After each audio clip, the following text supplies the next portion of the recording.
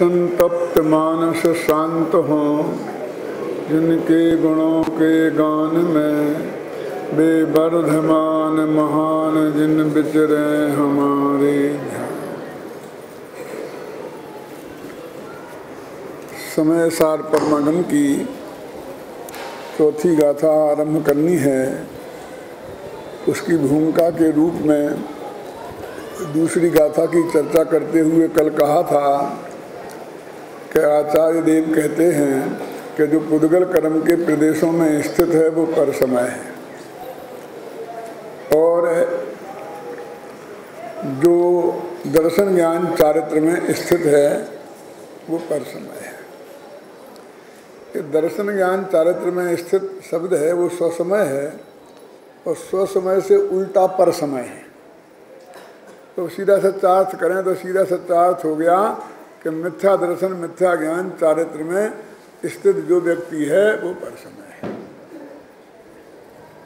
लेकिन फिर भी आचार्य देव ने ऐसा नहीं लिखकर पुद्गल कर्म के प्रदेशों में स्थित इस शब्द का प्रयोग क्यों किया, इसकी चर्चा अपन ने कल की थी। पुद्गल कर्म के प्रदेश और उनमें स्थित पुद्गल कर्म के प्रदेशों के उदय में जो भी संयोग और संयोगी भाव होते हैं उनमें एकत्व ममत्व का नाम ही मिथ्या दर्शन मिथ्या ज्ञान और मिथ्या चारित्र है। इसकी ऐसी हालत हो रही है कि एक ट्रक का ड्राइवर खड़ा था और वो बार बार कहता था कि इस गाड़ी को हटवाओ क्योंकि मुझे निकलना है। तो लोगों ने कहा कि सैकड़ों लोग निकलते जा रहे हैं,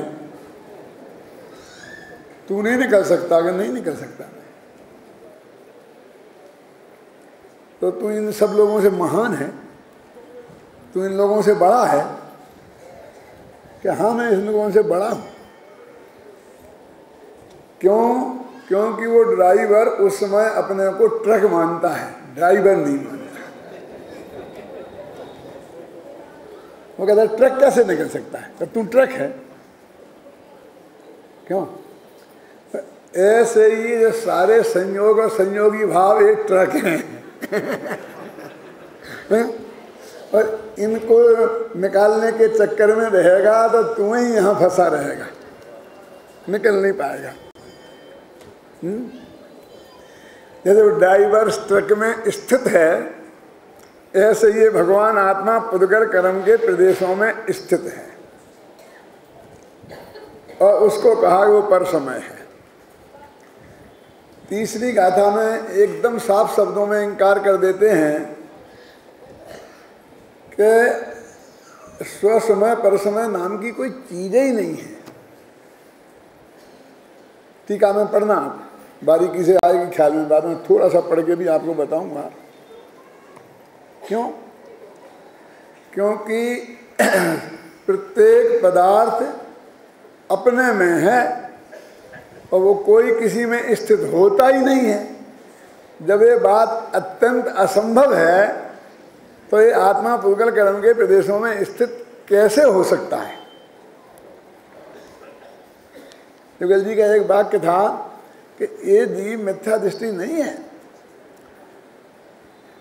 ये मिथ्या दृष्टि माना गया है, ये मानने में है, जीव में मिथ्या तो नहीं घुस गया है।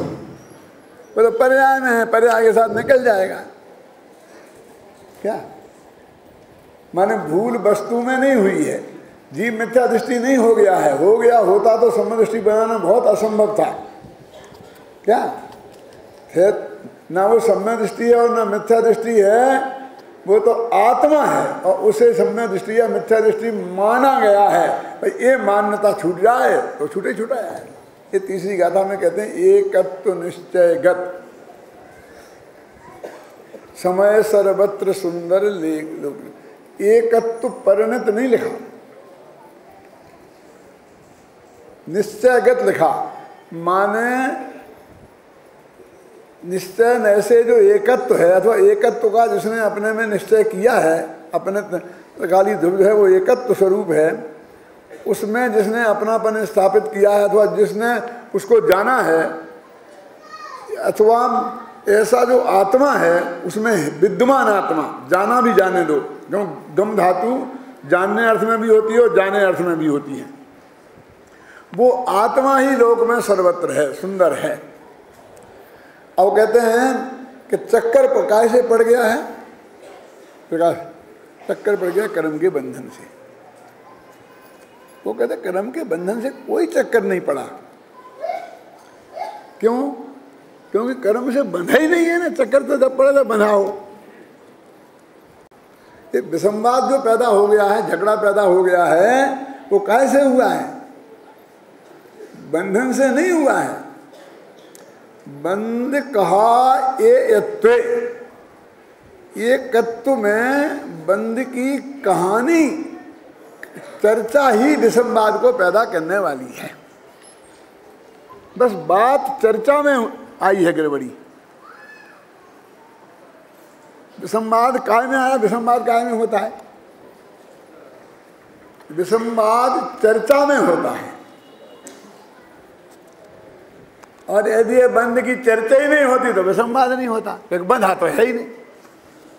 बंध कहा ये यत्वे तेन विसंवादनी होई, कि ये बंध कथा एकत्व में विसंवाद पैदा करने वाली है।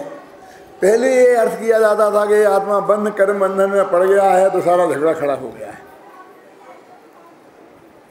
वसंत भाई, एक टीका लिखी थी दामोदर शास्त्री ने आत्मख्याति की, आपको मालूम है? और वो विद्यानंद जी महाराज ने लिखाई थी तो उनने अपने पास रखी थी। और जब वो अहमदाबाद गए कोवे आश्रम में,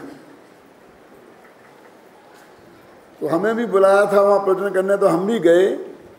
तो उनने वहाँ हमें दी कि डॉक्टर साहब इसे आप पढ़ लो, यदि ये सही हो तो इसे अपन छपा दें।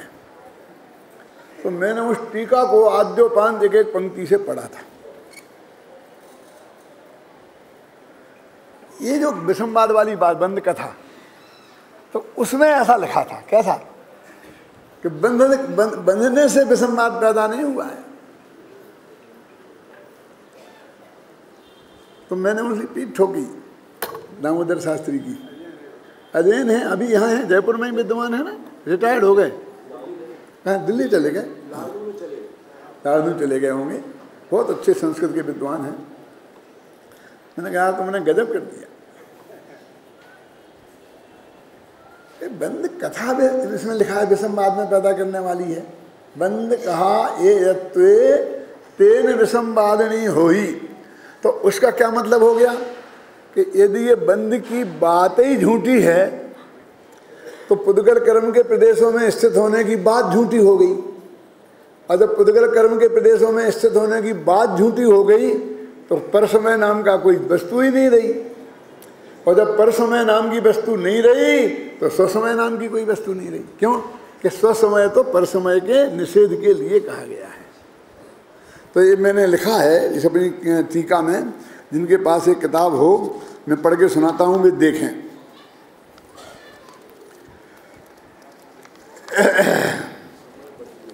आपके ध्यान में आकर्षित करने के लिए मैं ये बात आपसे कह रहा हूँ।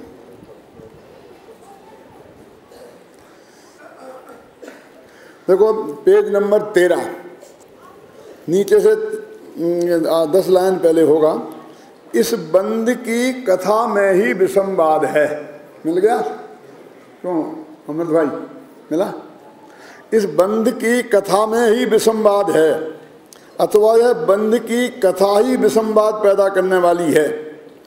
जब दो द्रव्य परस्पर मिलते ही नहीं हैं तो बंधने की बात में दम ही क्या है। जब आत्मा बंधा ही नहीं है तो उसके परसमय पना ही नहीं ठहरता है। जब परसमय पना ही नहीं है तो फिर स्वसमय कहना भी ठीक नहीं है, क्योंकि स्वसमय तो परसमय की अपेक्षा कहा जाता है। अतः समय तो समय है, ना वह स्वसमय है ना वह परसमय है। इस बंध की कथा ने ही ऐसे दो भेद किए हैं। अतः यह बंध की कथा ही विसंवाद पैदा करने वाली है। दुविधा पैदा करने वाली है। यदि विसंवाद मिटाना है तो बंध की बात ही मत करो, एकत्व भक्त आत्मा की ही कथा ही श्रेष्ठ है।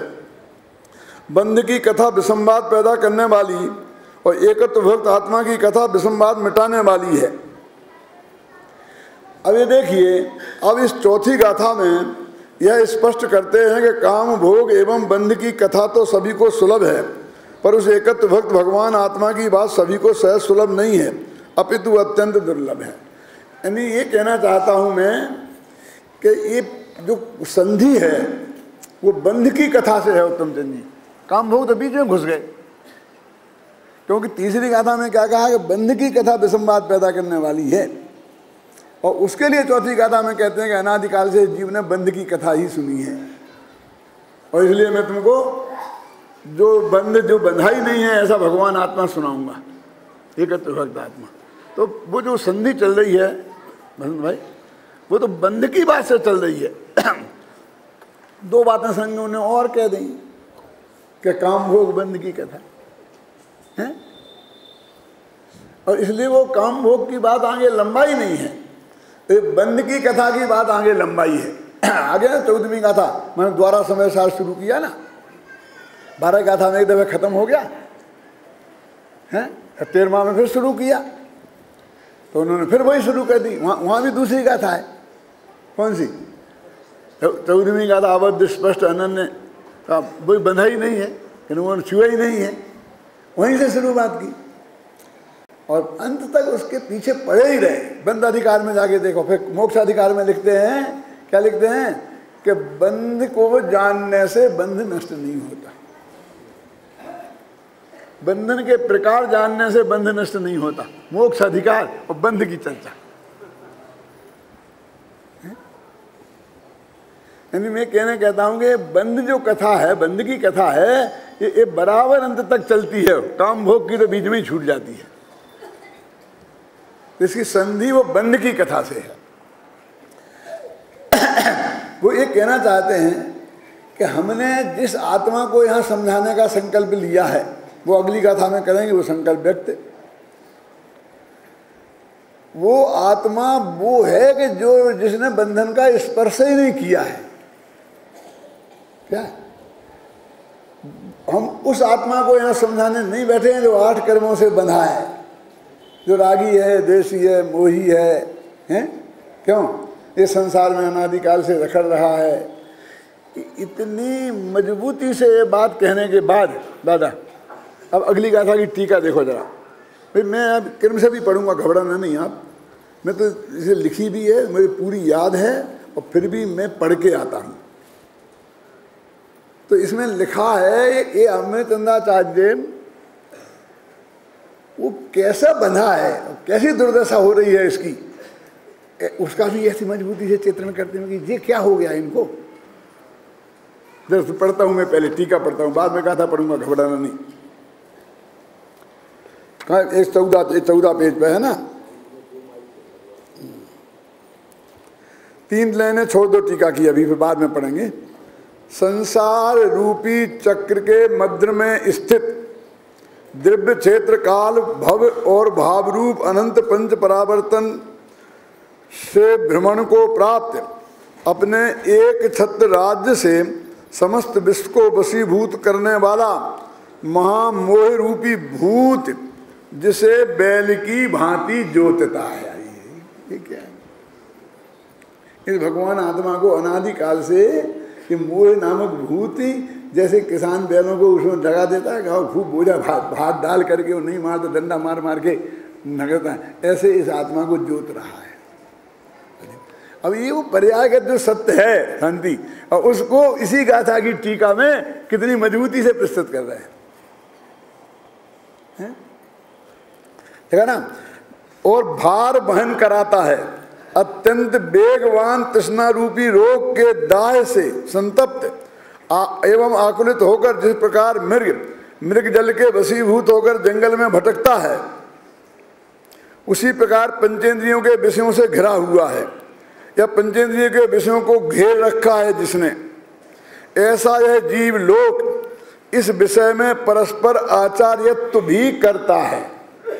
एक दूसरे को समझाता है, सिखाता है, प्रेरणा देता है। यही कारण है कि काम भोग बंध कथा सबको सुलभ है। मेरे कहने का मतलब है कि बंधाई नहीं है गाथा में पहले, इसलिए स्वसमय और परसमय की बात ही बेकार है।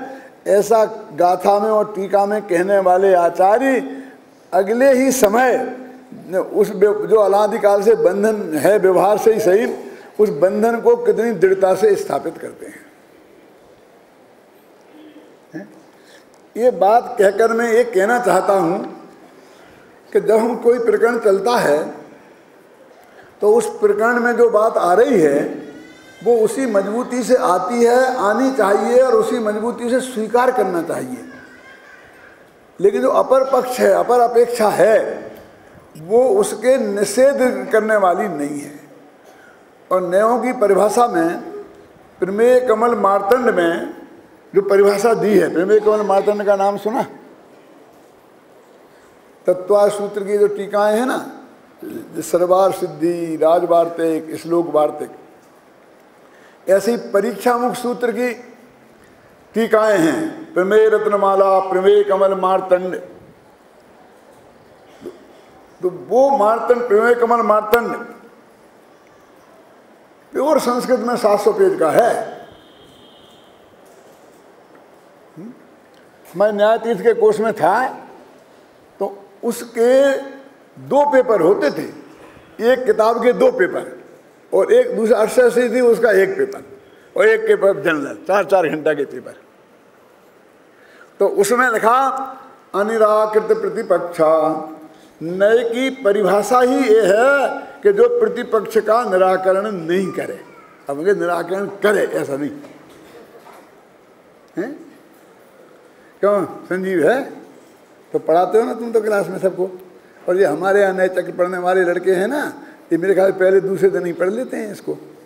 दूसरे ही पेज पे लिखी है अनिराकृत प्रतिपक्षा।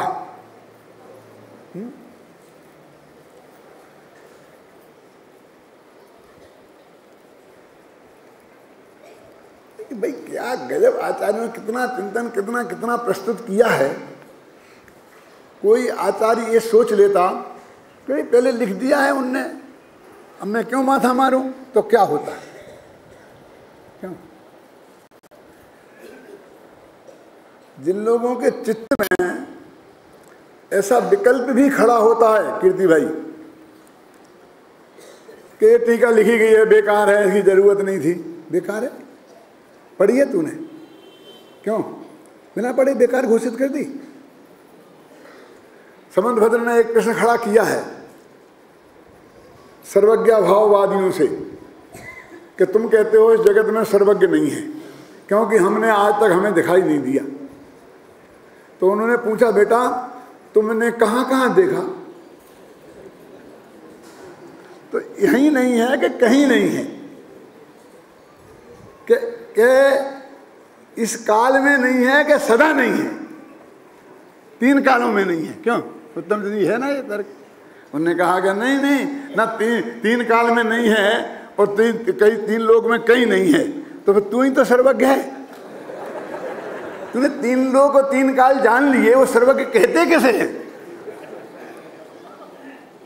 और उन्होंने कहा नहीं नहीं मैंने नहीं देखे सब जगह। तो कहते बिना देखे निषेध करने वाले की जगत में क्या इज्जत है, क्या कीमत है? मैंने तो नहीं देखा इसको मारते हुए, लेकिन इसलिए हत्या इसने नहीं की है। मैं आपसे कहता हूं जज साहब, तूने देखा कि नहीं? मैंने देखा तो नहीं है साहब, मैं तो उधर बंबई था जब जिसकी हत्या हुई, लेकिन मैं कहता हूं ना, तुम समझते क्यों नहीं हो? हु आई एम, मैं कौन हूं जानते नहीं तुम? अरे तूने देखी नहीं है और तू कहता है निरर्थक है, तो देख के निरर्थक कह तो हम मान लें 1 पेज पढ़ा नहीं है, निरर्थक है। क्यों? जरूरत नहीं थी। अब जरूरत तेरे को नहीं थी तो तेरे को कौन बाध्य कर रहा है कि तुम पढ़े? हैं? क्या नाम तुम्हारा? क्या नाम? भूल जाता हूं नाम। महिपाल जी? हाँ महिपाल जी। हमारे यहाँ हमने रिकॉर्ड रखा, मैं अब रिकॉर्ड से बात करता हूँ बस, खत्म, कि पिछले 3 सालों में एक साल में समय सार की बिक्री 100 से ज़्यादा कभी नहीं हुई। पिछले एक साल में 10,000 हुई। अब नहीं होती तो 100 और बिक जाती है बस। ख्याल में है ना, 100 इस साल भी बिक गए, क्या फर्क पड़ी जाएगा उसमें। तो पुराना हट जा, पुराना हट जाएगा, पुरानी पूजा हट जाएगी तो तुमने नई पूजा क्यों लिखी है? और खराब थी। अरे कुछ नहीं हटेगा। घर में 600 जोड़ी चप्पल, 100 जोड़ी जूते, इतने कपड़े, इतने नए नए मकान, ये किसी को चिंता नहीं है। क्या करने हैं शायद, क्या करने शायद। जवाहरलाल जी समझ लेना कि अनंत संसार बाकी है तो ऐसा विकल्प आता है।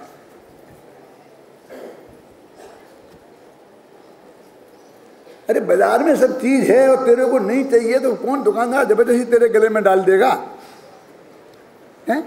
लेकिन उसकी जरूरत नहीं है, क्यों? या अमेरिका के नए नए स्टोर खुल रहे हैं, यहाँ आकर के उनकी जरूरत नहीं है तो तू मत जाना उसे। क्या होती है जरूरत, क्या नहीं होती है जरूरत। मैं आपसे हाथ जोड़ता हूँ, आपसे मुझे किसी के सहयोग की जरूरत नहीं है। मैं ये कह रहा हूँ आपसे कि हिंदुस्तान में अमेरिका के स्टोरों की जरूरत है?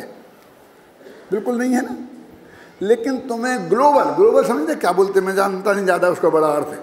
यदि विश्व में एक करना है, मार्केट एक करना है, क्यों फैलावट करनी है, तो आप किसी को रोक नहीं सकते।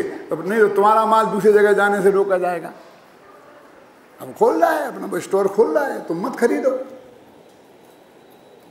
क्यों? तो उनका इस अधिकार को कौन छीन सकता है?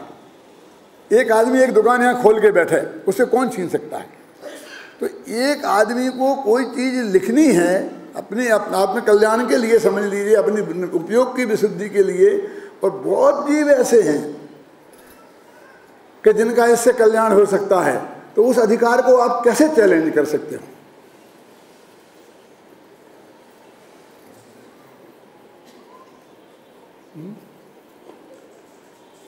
मेरे पास ऐसे प्रस्ताव आया, इसलिए मैं कहता हूं कि एक काम ये बंद कर दो तो तुम्हारी सब शर्तें मानी जा सकती हैं।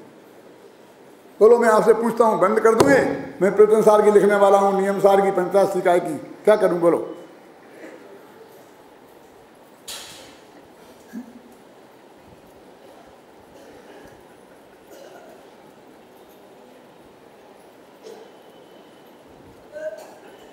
इसने देख ही नहीं है, वो एक सो कहता है। बताओ ना, हम हाथ जोड़ के प्रार्थना करते हैं सबसे कि कहीं से इसमें गलती शोध के लाओ, गारंटी से हम उसका करेक्शन करेंगे। ख्याल में है ना? हम आपको विश्वास दिलाते हैं, और जितने हमारे पास ऐसे पत्र वगैरह आते हैं, उसी दिन हम आकर के अपने कंप्यूटर में जो हमारा है ना इसकी कॉपी बुलाकर उसी वक्त हम 5 मिनट की देर नहीं करते, क्योंकि बाद में इन्हें किया कि नहीं किया, उसमें कंप्यूटर में वो करवा देते हैं करेक्शन। तो दोबारा छपेगी तो अपने आप करेक्ट हो गया जाएगी। अरे लाखों बरस, हजारों वर्ष में एक आदमी ऐसा पैदा होता है जो कुछ कर सकता है ऐसा काम। आगे 1000 वर्ष तक पैदा होगा कि नहीं होगा हम तो देखने को नहीं रहेंगे। लेकिन इन दुर्बुद्धियों के लिए हम क्या कहें?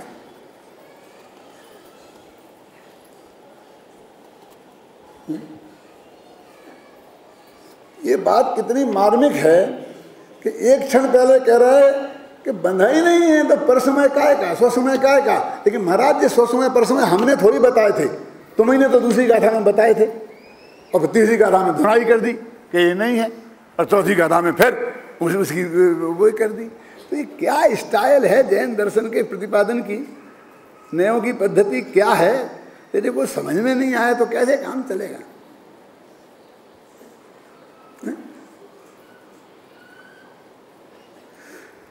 तो चौथी गाथा मैंने आपको पढ़ना चाहते हैं कि देखो, सुध परिचिदानुभूता सब्बस्य विकाम भोग बंध कहा, ये यत्तो सुविलंभो नमरि न सुलोह विहात से।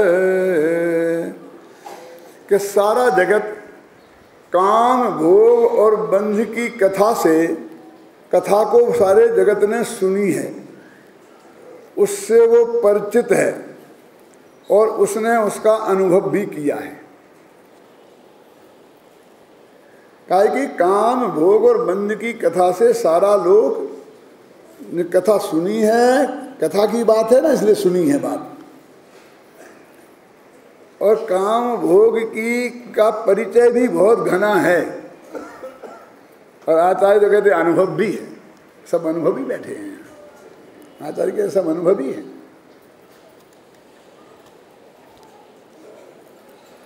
बहुत पुरानी बात है, कैलासन जी सन 54 की होगी, 54 समझते हैं,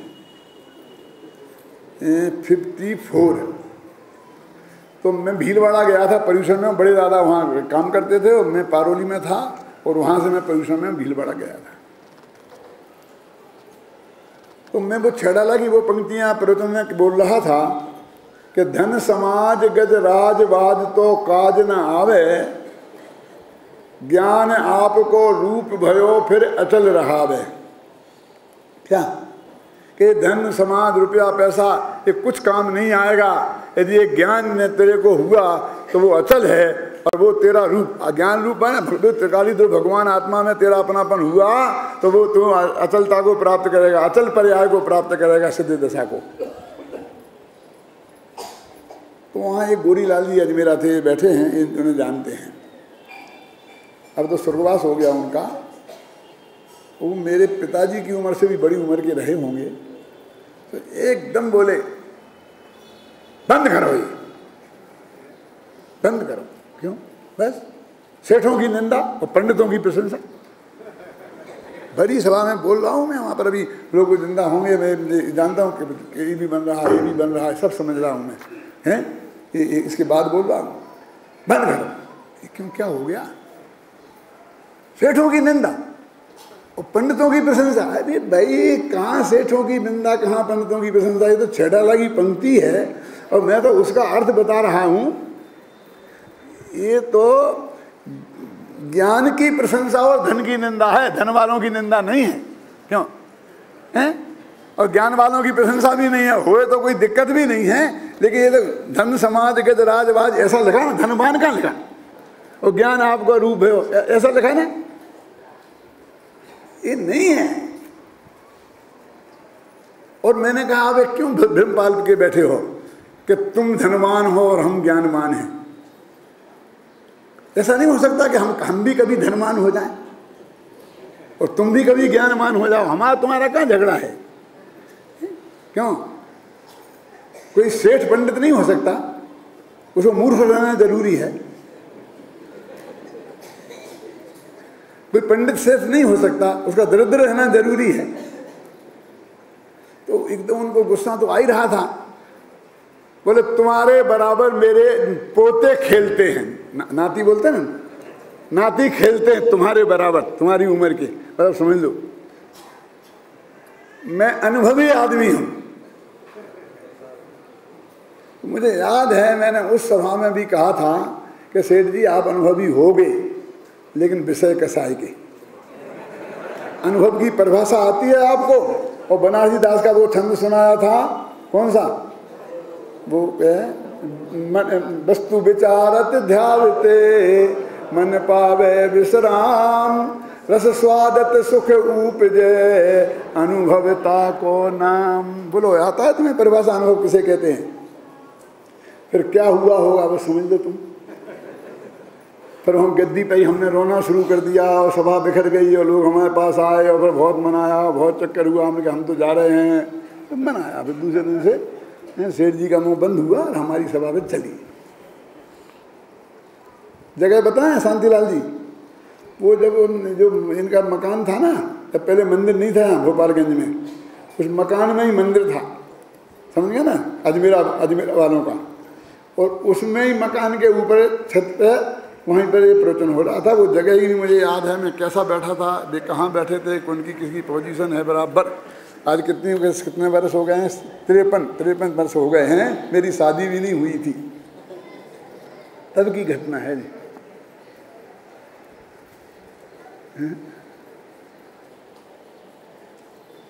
तो इन धर्मपतियों से लड़ाई तो हमारी तब से है, तब से लड़ते आ रहे हैं सारी जिंदगी।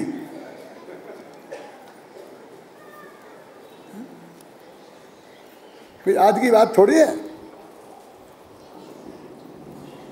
जब हमारे पास कुछ नहीं था तब भी हमने किसी की परवाह नहीं की, तो आज हमारे पास सब कुछ है, पूज्य गुरुदेव श्री का दिया हुआ तत्व ज्ञान है, खाने को 2 रोटियां हैं, बैठने की जगह है, हम किसकी परवाह करें।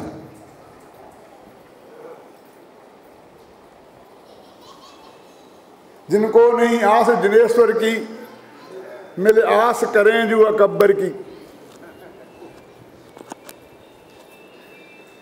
बनारसी दास कवि थे, वे किसी साधारण लौकिक जन के गीत नहीं गाते थे, तो अकबर को भड़का दिया, तो उन्होंने अपने राज दरबार में बुलाया और उनसे कहा कि समस्या पूर्ति उस वक्त बहुत होती थी। एक पंक्ति सुना दी और कहा कि तुम पूरी कविता बना के सुनाओ। तो सब कवियों को कौन सी दी? मिली आस करें जो अकबर की, कि सब लोग मिल करके अकबर की आशा रखें। अब ये पंक्ति उसमें लाना जरूरी है, नहीं लाए तो वो समस्या पूर्ति नहीं कहलाती है। अब ये लिखेंगे तो क्या होगा? अकबर की प्रशंसा हो गई और बनारसी दास का नंबर आया, तो उन्होंने 4 पंक्तियां करी और मुझे पूरी याद नहीं है। बोलो बोलो, हाँ बोलो, जोर से बोलो, बोलो जोर से बोलो जरा भैया, अरे बोलो बोलो। हाँ ऐसा है, हाँ हाँ, अब तो उन्होंने बोला था, हाँ, ये बोला था, जिया बहुतक भेष धरे जग में, छवि भावही आज दिगंबर की, चिंतामणि जब प्रगटो घट में, तब कौन जरूरत अडंबर की, जिन तारण तरण ही सेव लियो, परवाह करे को जब्बर की, जिन्हें आश नहीं परमेश्वर की, मिल आश करो वे अकबर की।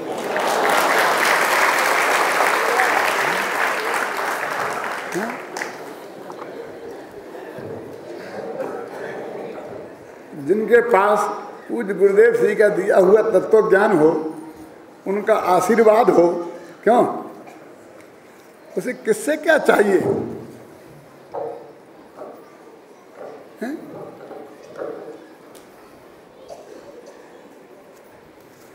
तो काम भोग और बंध की कथा से ये सारा लोक परिचित है। तो ये काम भोग शब्द है ना, इसका आचार्य जयसेन ने ऐसा अर्थ किया है कि स्पर्शन इंद्रिय और रसना इंद्रिय को कहते हैं काम, और घ्राण इंद्रिय और चक्षु इंद्रिय और कर्ण इंद्रिय को कहते हैं भोग। ऐसा भेद क्यों डाला? वैसे तो कोई 5 इंद्रियों को काम भी कहते हैं, वैसे तो स्पर्श इंद्रिय का जो विषय उसको काम वासना कहते हैं ना, फिर रसना भी उसने शामिल करी। देखो, जिसके सुख को त्यागा जाता है, त्यागा जा सकता है, जैसे मैं ब्रह्मचर्य व्रत लेता हूँ, मैं ये नहीं खाऊंगा, आज मेरा उपवास है, लेकिन मैं आज सुगंध नहीं सूंघूंगा, ऐसा कर सकते हैं आप? तो जैसी भी गंध चारों तरफ के वातावरण में आएगी, वो तो आपकी नाक में जाएगी जाएगी और उसे आपको भोगना ही पड़ेगा। कोई आंख खोलो तो हम ये देखेंगे, ये नहीं देखेंगे, चलेगा? जो सामने होगा वो दिखा ही जाएगा, तुम नहीं चाहते हो उसको, क्यों? और कान खुले हैं तो जो भी आएगा, सिनेमा का गाना बज रहा होगा वहाँ, तो वो भी आ जाएगा कान में। यानी जिनके का त्याग, जिनका उपवास नहीं किया जा सकता, कि आज मैं खाऊंगा नहीं, कि आज मैं ये बिजली का वैसे सेवन नहीं करूंगा, ख्याल में आई ना? इसलिए उनने ऐसे भेद किए कि जिनका ऐसा किया जा सकता है त्याग, वो है काम, माने जिनकी कामना हो, जिसकी कामना हो वो काम, और जो निरंतर भोग में आ रहे हैं वो भोग। अब वो कहते हैं काम भोग बंध कहा, इसमें ऐसा लिखा भी अपन ने पढ़ा था ना कि ये तीनों की चर्चा सारे जगत में होती है,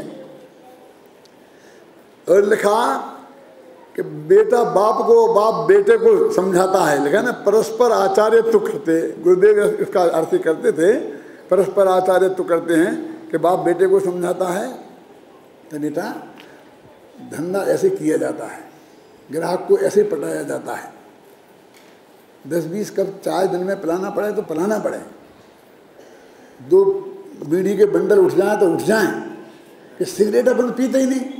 अरे तू समझता नहीं है।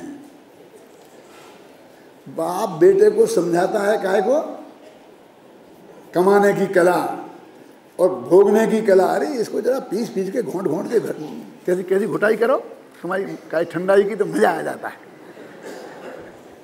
क्यों कैसे खाया जाता है इसको तुम जानते नहीं। इसमें ये चीज़ मिलाओ, इसमें ये मिलाओ, फिर इसमें ये मिलाओ, ये मिलाओ, हैं। ये माता बहनें प्रयोग करती रहती हैं ना, एक दूसरे को सिखाती रहती हैं, सास बहू को, बहू। और अब तो ज़माना बदल गया। गुरुदेव ने उस ज़माने का अनुभव कर लिया था कि उन्होंने कहा बेटा बाप को सिखाता है, फिर बाप बेटे को सिखाता है, तो हम समझ में आ रहा था, लेकिन बेटा बाप को कहाँ सिखाता है। अब आजकल हम देख रहे, पापा आप समझते नहीं हो, ज़माना बदल गया, इंटरनेट का आ गया। अब हम तो भैया कंप्यूटर तो इंटरनेट तो क्या, हम तो टीवी नहीं चलाना जानते। टीवी चलानी होती है, समाचार सुनना होता है तो बुलाते हैं बच्चों को, बेटा ज़रा के आज तक लगा देना ज़रा। अब वो हमारी 4 वर्ष की बच्ची पोती है, चलो दादा मैं लगा देती हूँ, 1 मिनट में लगा देती है, हम समाचार सुन लेते। अब क्या करें, ये हमें समझाते हैं। वो जाकर अपने पापा से कहती है दादाजी को अंग्रेजी नहीं आती है।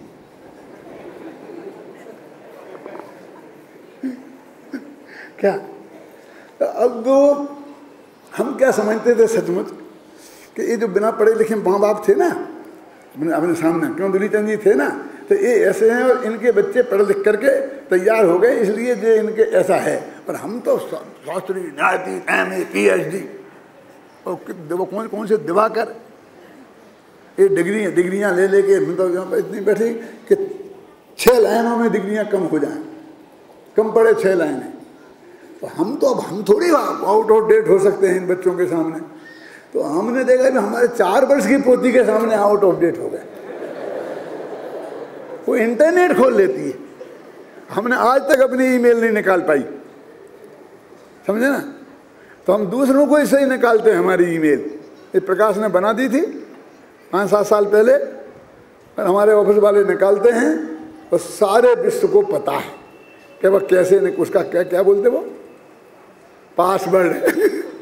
लोग कहते हैं कि यदि तो ऐसा होता है, प्राइवेट रखा जाता है, बदल दो। क्यों, हमको ऐसी बात कोई देनी नहीं है, लेनी ही नहीं है। सारी दुनिया देखे ना, खोल लेना, देखें जहाँ जिसको तो देखना है।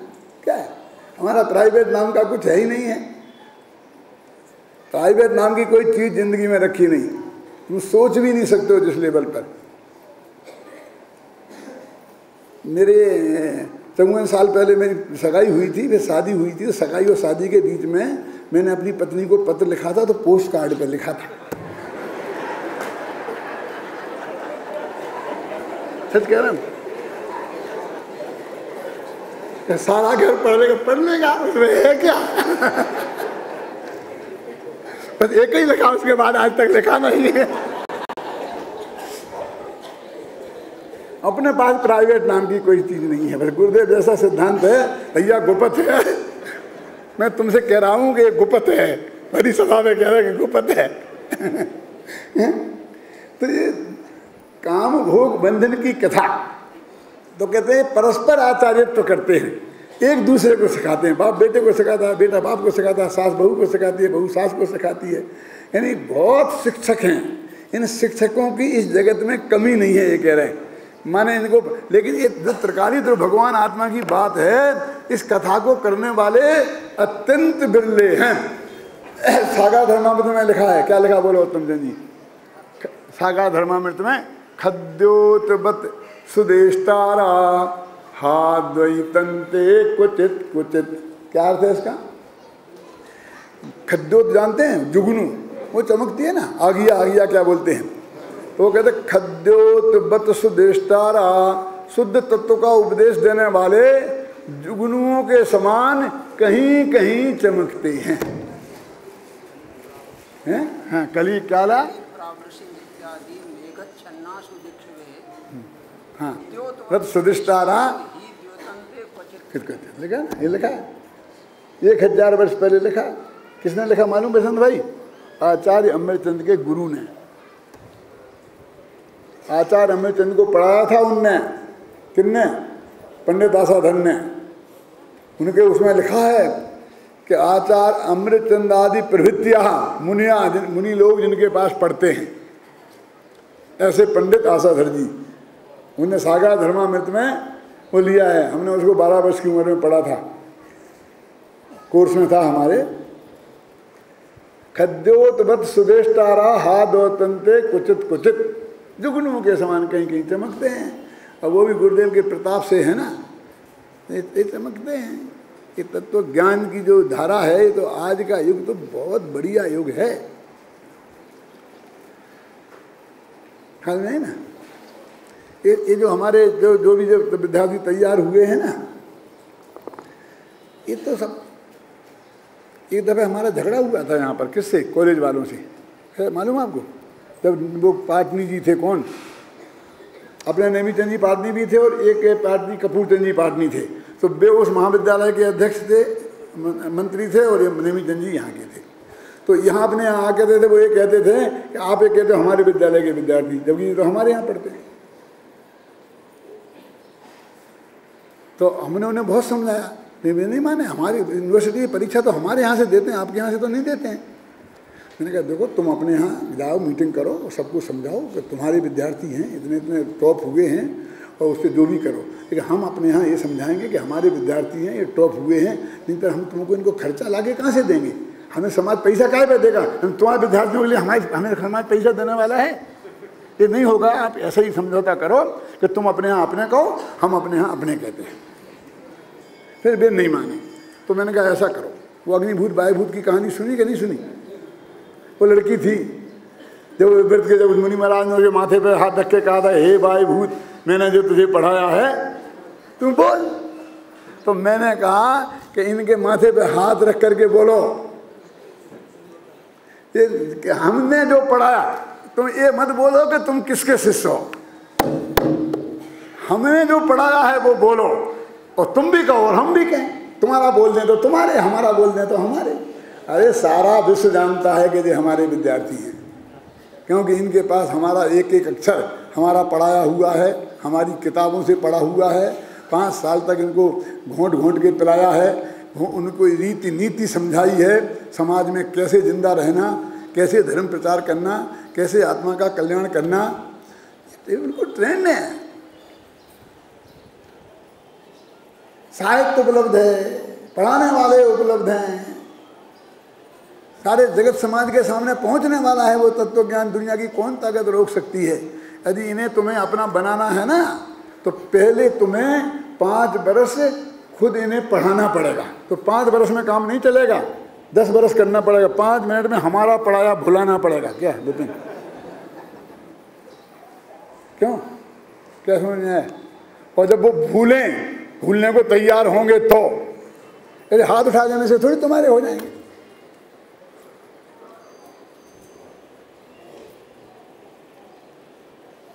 क्यों क्यों बोलो विनय बाबू?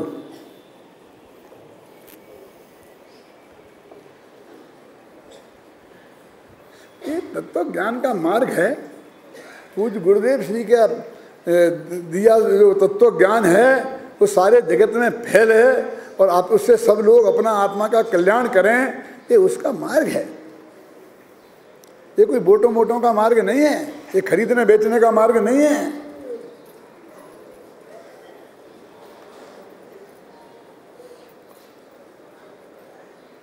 इन विद्वानों को हमने ऐसा घड़ा जैसा घड़ा है कि इनको कोई खरीद नहीं सकता है अरबों रुपए में। जिसने किसी को कोई खरीद लेगा, हम समझ लेंगे वो हमारा विद्यार्थी नहीं है।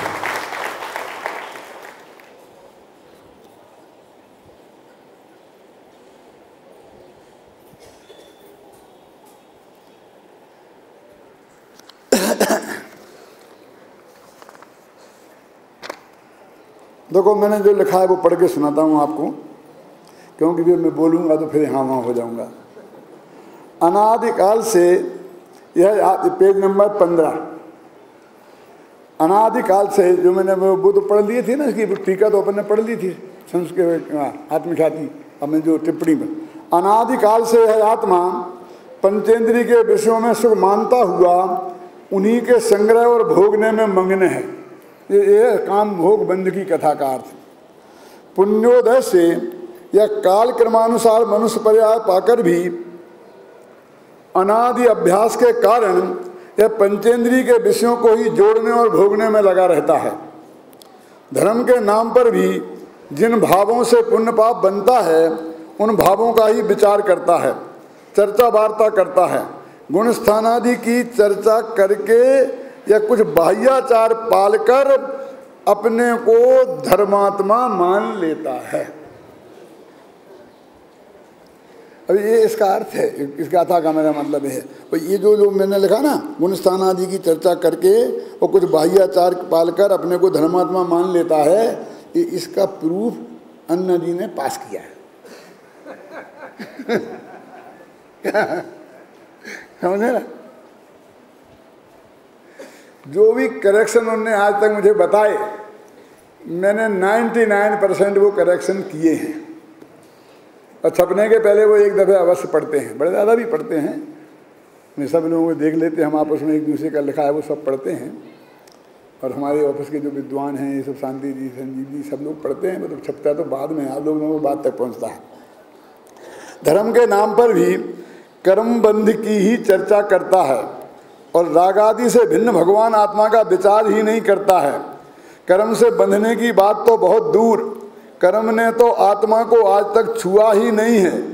यह बात आज तक इनके कान में ही नहीं पड़ी है, पड़ी भी हो तो इसने उस पर ध्यान ही नहीं दिया है, विचार ही नहीं किया है।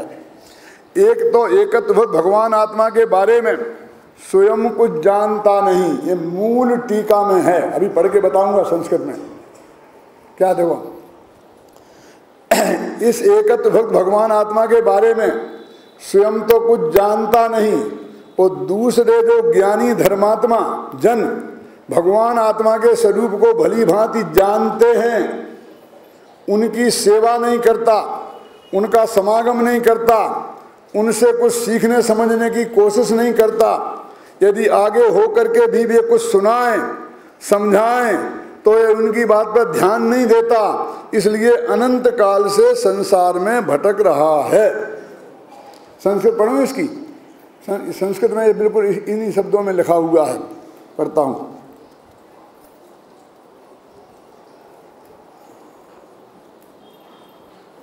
सहयोग करो ना उत्तम चंद जी। हाँ स्वस्थ है ना? कौन सी लाइन पंक्ति में है? जरा मेरे को दिखने में तकलीफ है। अंतिम 2 लाइन है ना? हाँ, स्वतः स्वेच्छ अनात्मकतया परेशान आत्मज्ञानानाम अनुपासनाच्च न कदाचिदपि श्रुतम पूर्वम न कदाचिदपि परिचित पूर्वम न कदाचिदपि अनुभूत पूर्वम व निर्मल विवेकालोक विवेक्तम केवलम एकत्वम, है ना? यानी इसमें जो मैंने पढ़ा है वो सब लिखा है कि एक तो खुद जानता नहीं। बर्नी जी एक बात कहा करते थे अपने बुंदेलखंड की प्रशंसा में, हम भी बुंदेलखंड के हैं और बर्नी जी भी थे, कि बुंदेलखंडियों में सब लोगों में 72 कलाएँ होती हैं, इनमें 74 हैं। कहते थे ना कौन 2 कलाएँ वे कौन सी हैं मालूम आपको? एक तो ये कुछ जानते नहीं हैं और दूसरी ये किसी की मानते नहीं। बर्नी जी की आत्मकथा में लिखा है।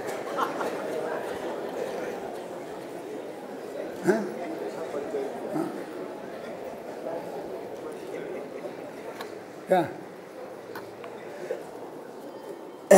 यानी इसलिए देखो लिखा ना इसमें, यहाँ आचार्य देव ज्ञानियों के सत समागम की प्रेरणा देते हुए यह कह रहे हैं कि भाई तू ज्ञानियों की सेवा कर, उनकी बात पर ध्यान दे। तुझे पता नहीं है कि भगवान आत्मा को नहीं पहचानने से तेरी कैसी दुर्दशा हो रही है। अज्ञानी की दुर्दशा का चित्र खींचते हुए टीका में कहा है, यह लोक संसार रूपी चक्की के पाटों के बीच अनाज के दानों के समान पिस रहा है। मोह रूपी भूत से पशुओं की भांति जोत रहा है। तृष्णा रूपी रोग से यह जल रहा है। विषय भोग की मृत तृष्णा में फंसकर मृग की भांति भटक रहा है। आश्चर्य तो यह है कि पंचेंद्रिय के विषयों में उलझा हुआ फंसा हुआ यह अज्ञानी लोग परस्पर आचार्यत्व भी करता है। ये तो गुरुदेव का अपना बहुत प्रकट सूत्र है ना, कौन कि एक ज्ञानी का अपमान अनंत ज्ञानियों का अपमान है ना, एक शास्त्र का अपमान अनंत शास्त्र का अपमान है ना, है क्या नहीं है। तो हमारे समधी साहब है ना पदमचंद जी आगरा वाले, तो मेरे से आकर के कई दफ़े उन्होंने कहा कि देखो डॉक्टर साहब, एक ज्ञानी का अपमान अनंत ज्ञानियों का अपमान है, सोच लो उसका फल क्या है। मैंने कहा बिल्कुल सोच लिया, इसलिए तो मैं आपसे कहता हूं कि आप हमारा विरोध मत करो। वो अकेला हमारा विरोध नहीं है, वो अनंत ज्ञानियों का विरोध है। यदि ये समय सार में समय सार के अनुकूल की बात है, समझ आए ना, तो तुम पे ही घटित होती है, हम पे नहीं घटित हो सकती है। तुमने स्थापित कर लिया किसी को भी उसका विरोध को भी, और हम तो किसी का विरोध करते ही नहीं, हमारी तो प्रतिज्ञा है।